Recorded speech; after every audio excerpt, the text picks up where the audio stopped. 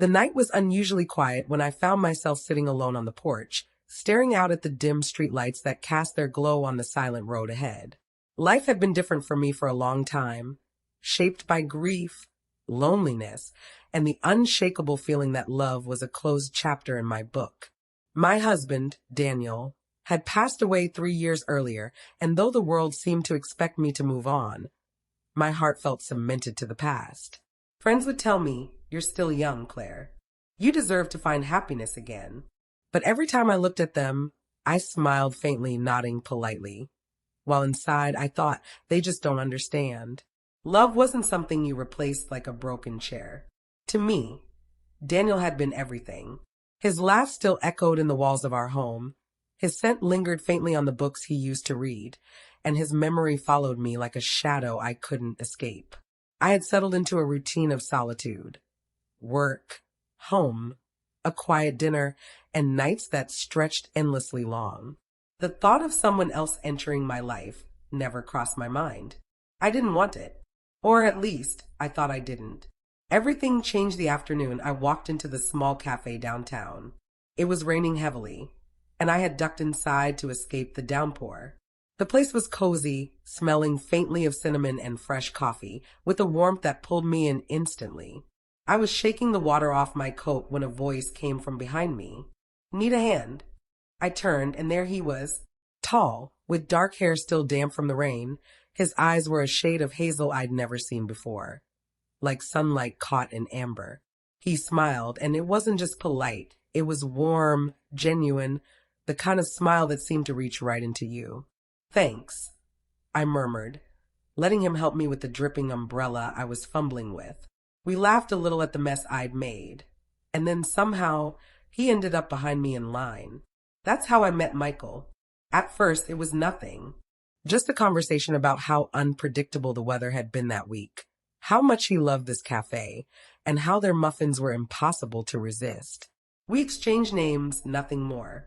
Yet when I left, I found myself thinking about his voice, the way it carried a steadiness I hadn't felt in years.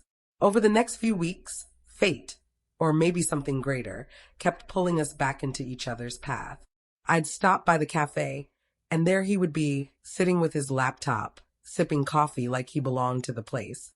Sometimes he'd wave me over, and sometimes I'd take the seat across from him before he even asked. We began talking more.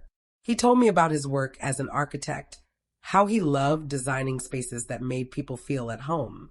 I told him about my job at the library, about my love for books, and the way stories carried healing.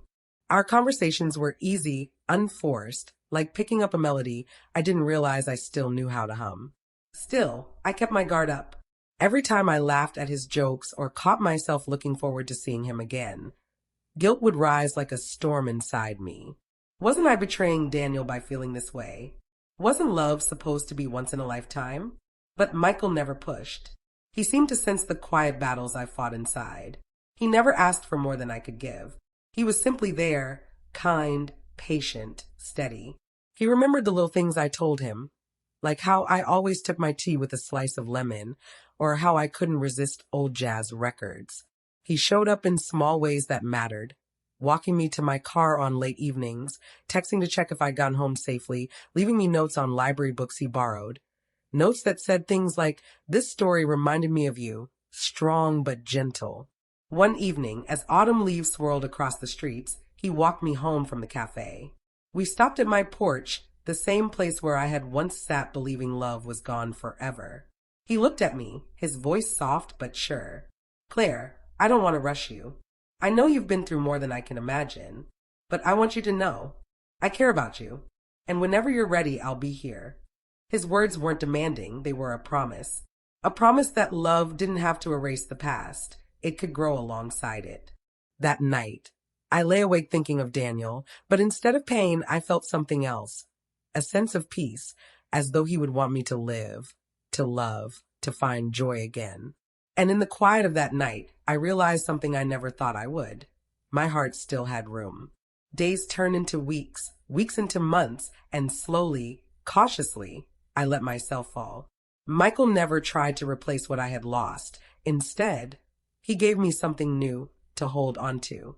With him, Laughter felt easy again, mornings felt brighter, and life felt like it had opened a door I thought was forever locked. I never imagined I'd love again. But then he stepped into my life, and with him, I discovered that love isn't about forgetting. It's about finding the courage to begin again.